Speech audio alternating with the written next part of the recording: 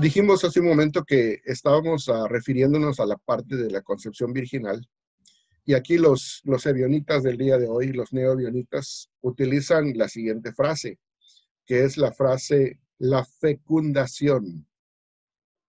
Utilizan esa frase que es la fecundación. ¿Qué quieren decir con eso? Están queriendo decir lo siguiente, que la concepción de Jesús sí fue milagrosa, porque no hubo un acto de intervención de relación sexual, no hubo un coito sexual entre un hombre y una mujer. Pero eso no implica que no haya tenido un padre humano. La fecundación milagrosa del Espíritu Santo significa de que aunque no hubo contacto sexual y la Virgen María siguió siendo sexualmente virgen, de alguna manera milagrosa, Dios tomó el espermatozoide de José y lo trasladó al interior del útero femenino de María, de manera que se llevó a cabo la fecundación. Vuelvo a repetir y lo voy a volver a explicar. No hubo contacto sexual entre José y María, pero eso no implica que José no sea el padre biológico de Jesús. ¿Por qué? Porque de alguna manera milagrosa Dios tomó el espermatozoide de José. No explica más si es mientras estaba dormido, si estaba despierto José. No explica más Madre mía. si fue que José estaba en cercanía a María o estaba lejos de ella, porque el texto sí claramente dice de que no vivían juntos, ¿verdad? Entonces, y si no vivían juntos, pues yo no sé si pasó mientras estaban retirados, cada quien en su casa, o si pasó cuando estaban platicando, aunque no hubo contacto sexual. No explican más, pero lo único que dicen en este libro es de que la fecundación se llevó a cabo de esa manera.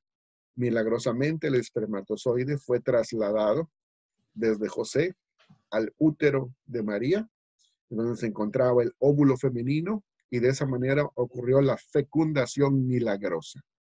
Hoy en día, perdona, hoy en día hay muchas fecundaciones milagrosas. Porque los doctores hacen eso. Ajá. Cuando no pueden. Pero, pero eso hace de que María no haya sido tocada y supuestamente quedó virginalmente Yeah. después de esa intervención milagrosa, porque no hubo contacto sexual físico con José. Pero eso sí avala y corrobora y confirma que José es el padre biológico físicamente de Jesús. ¿Estamos? Sí, sí, sí, sí, sí. Entonces, Te seguimos, te eso, seguimos. aunque técnicamente no viola la definición de concepción virginal, la implicación es tremenda porque directamente niega la paternidad divina de Dios en cuanto a Jesús como hijo. Eso significa de que aunque la explicación nos da a entender de una manera específica algo que ocurrió tanto con el espermatozoide y el óvulo femenino en el útero materno, una cosa que nos trata de dar a entender es que lo milagroso no llegó hasta el punto en que el Padre de Jesús, a través de la agencia del Espíritu Santo, sea el Padre Dios que conocemos. Entonces, eso implica directamente de que Jesús fue meramente un ser humano, como tú y como yo. O sea que fue un ser humano quizás con muchas virtudes, un ser humano, como lo explicamos en la entrevista anterior, lleno de conocimiento de la Torá, instruido y fielmente guardador de la Torá y de todos los mandamientos. Y entonces viene otra implicancia, otra implicación que traen los ebionitas, aunque muchos lo enseñan de diferente manera, pero una de las cosas que el ebionismo primitivo enseñaba también es de que como él era un ser humano nada más y no tenía ninguna naturaleza divina en sí mismo, él era Jesús, él era Yeshua, pero la Biblia nos dice que él era Jesucristo, entonces Jesús el Cristo. Entonces, en esta explicación, en el ebionismo primitivo, lo que significa es de que en algún momento de su ministerio, de su vida humana, el Cristo, que es la conciencia divina que viene del cielo, entró en Jesús, en el Jesús humano, y entonces se convirtió en Jesucristo. La mayoría de los ebionitas del ebionismo primitivo piensan y creen de que esa conciencia cristológica en Jesús, o esa unión de la conciencia divina como una chispa de iluminación que le bajó del cielo, que ese es el Cristo divino, y entró en el Jesús humano, ocurrió en su bautismo. Cuando Jesús bajó a las aguas del bautismo, y entonces al salir y el Padre lo reconoce como hijo, quiere decir que en ese momento la conciencia Cristo le entró, ¿verdad? Y entonces ya desde ese momento llegó a ser Jesucristo. Luego, conforme va avanzando en su vida humana, por así decirlo, pues lo único que podemos decir de Cristo es que él era un iluminado. No era Dios manifestado en carne, no era Dios encarnado, sino que simple y sencillamente era un ser humano iluminado por Dios. Así como lo pudo haber sido Ezequiel, como lo pudo haber sido Jeremías, como lo pudo haber sido cualquiera de los otros profetas, nada más que Jesús con una conciencia de iluminación superior, o sea, muy superior a cualquier otro profeta, porque la cantidad o la afluencia del Espíritu Santo en él era de una forma inexplicable, o sea, era una cosa superior a cualquier otro profeta antiguo.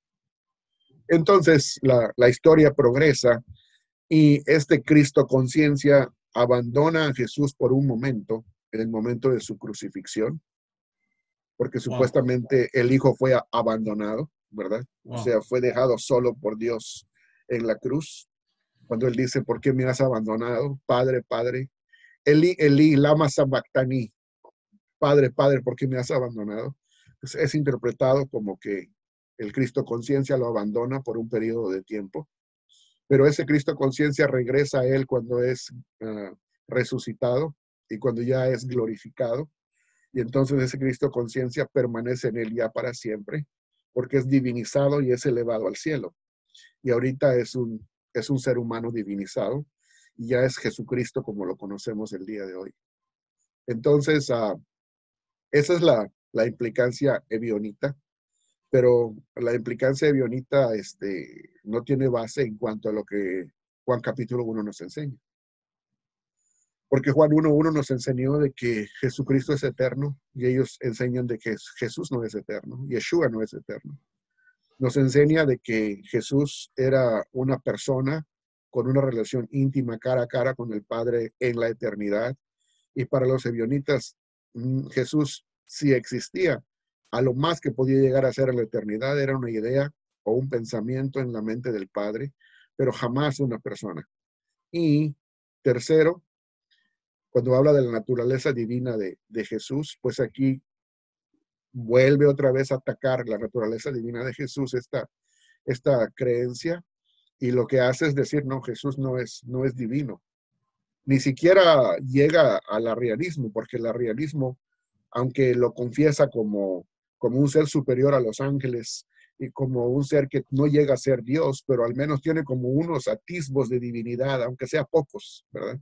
No, los ebionitas lo reducen a una mera humanidad, a un ser humano total, completo, sin ninguna pizca de divinidad mientras estuvo en la tierra. Entonces eso significa de que niega las tres aseveraciones de Juan 1.1.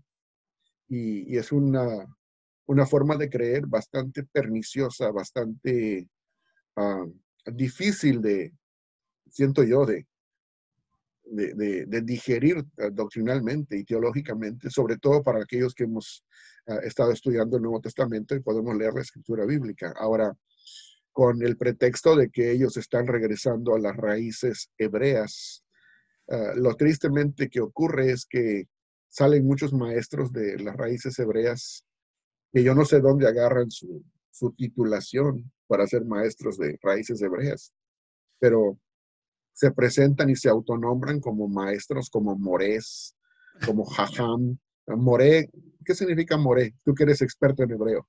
Moré es profesor. Y Moré. jajam. Jajam es el sabio que puede enseñar, el jajam.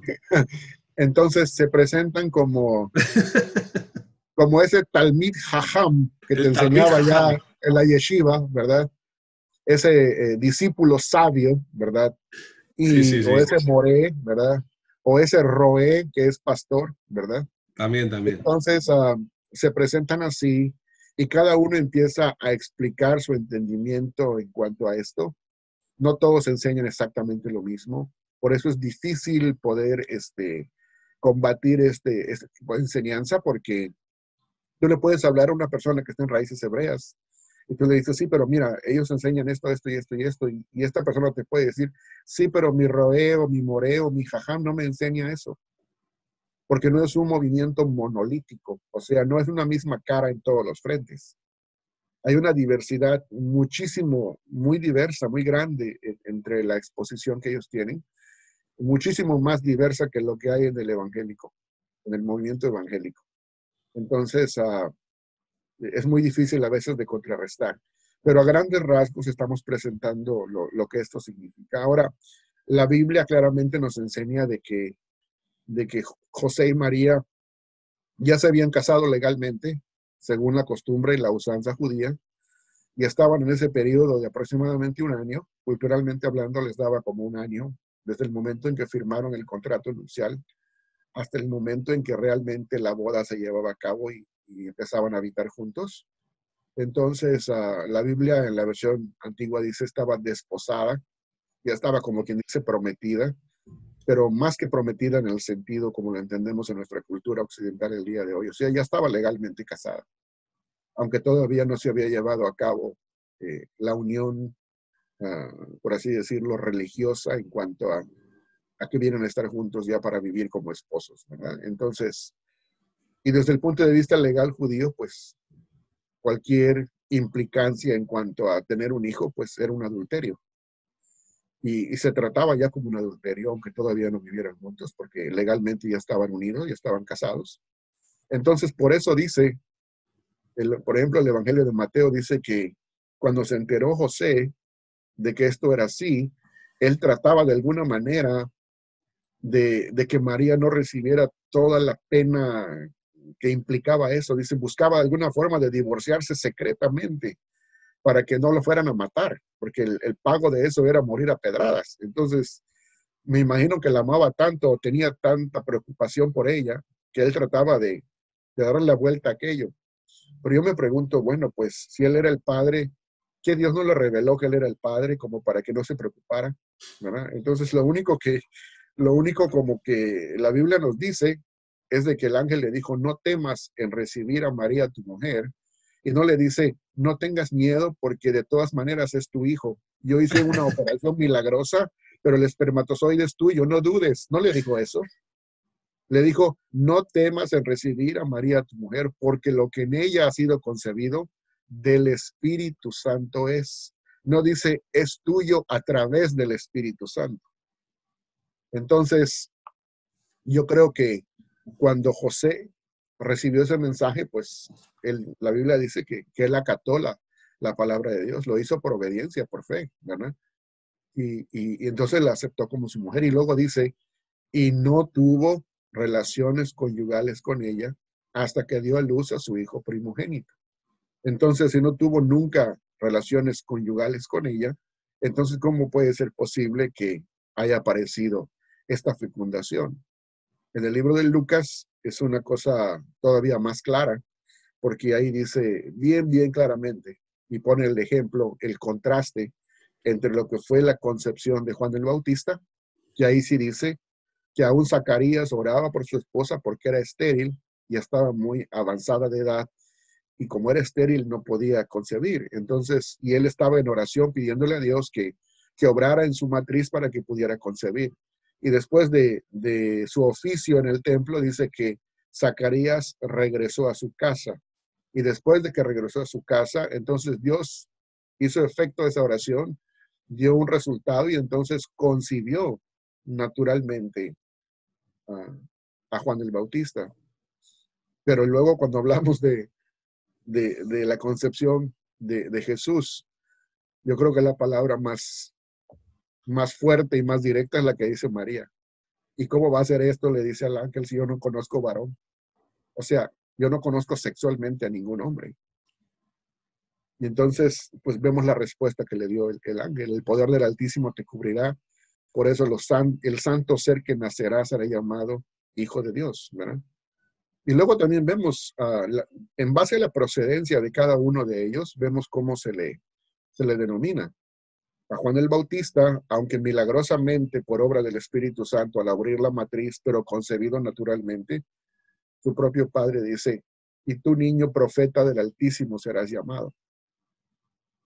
Pero cuando se trata de Jesús y de que el Padre es Dios y a través de la agencia del Espíritu Santo es concebido del vientre de María, no se le dice profeta del Altísimo, sino le dicen Hijo del Altísimo. Y también dice, será llamado Hijo de Dios, o se le conocerá como Hijo de Dios. Entonces ahí vemos que las palabras nos dan a entender la procedencia y lo que afirman es la concepción virginal.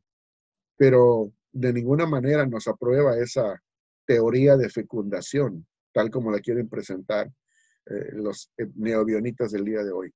Mira, toda esta explicación, el sentido de todo esto, y por qué tratan de darle tanta vuelta al asunto y de buscar explicaciones hasta cierto punto fantásticas, es porque el movimiento de raíces hebreas en muchos ámbitos, lo que ellos quieren es ser reconocidos, ser abrazados por el judaísmo a nivel internacional.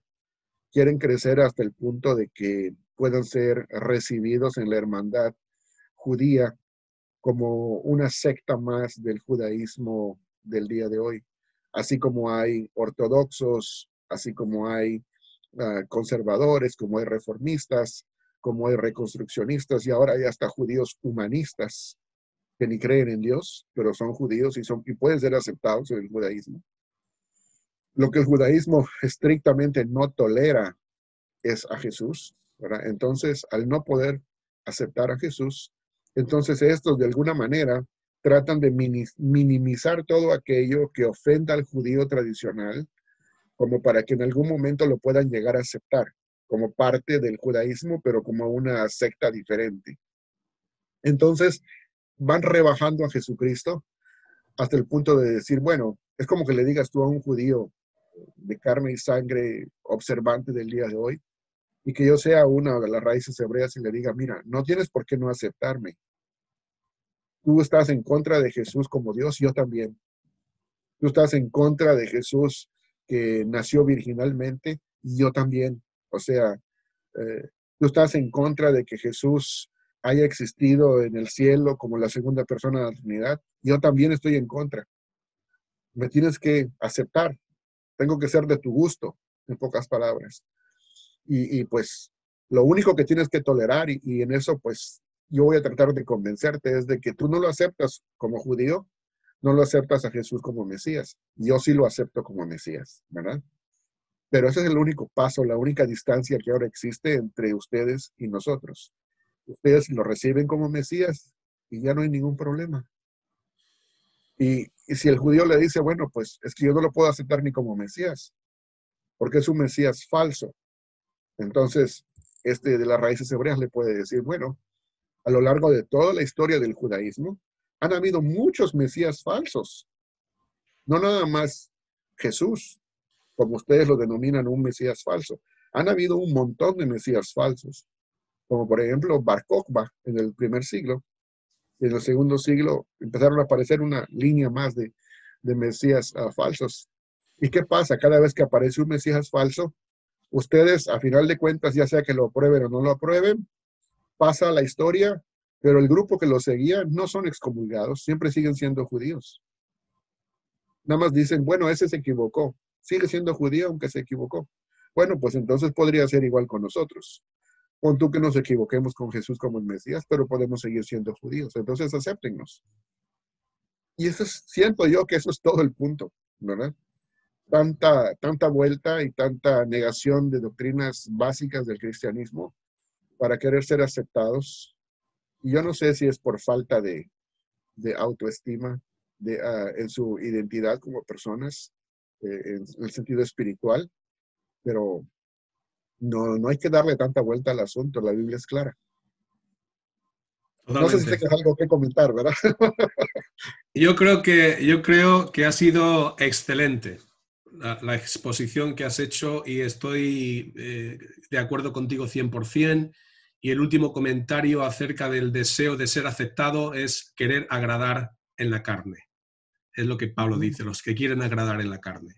Nosotros no queremos agradar a nadie, no queremos agradar en la carne. Nosotros queremos agradar a Dios. Y agradamos a Dios con lo que Él nos está mostrando y con lo que Él nos ha dado, pues lo estamos dando a todos, compartiendo que a lo mejor estamos equivocados en alguna cosa, pero de verdad no es nuestra intención enseñar nada malo o nada incorrecto. Nosotros amamos la verdad y somos buscadores, nos encanta escudriñar las escrituras, y eso es lo que estamos compartiendo con todos. Ha sido excelente. Ben, muchas gracias. Y aquí acaba el segundo punto. Aquí acaba el segundo punto después de tantos programas, pero estamos pasándolo genial, estamos disfrutando.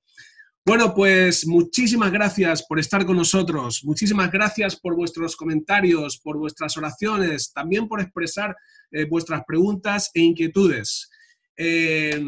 Os deseamos muchísimas bendiciones a todos. Ben, ¿tienes algo que decir para despedirnos? Bueno, nada más aquello que el apóstol Pablo les dijo a los Gálatas, de una manera bastante directa, les dijo, nada más quiero que recuerden esto. Ni siquiera aquellos que les piden a ustedes que se circunciden, ellos mismos guardan la ley.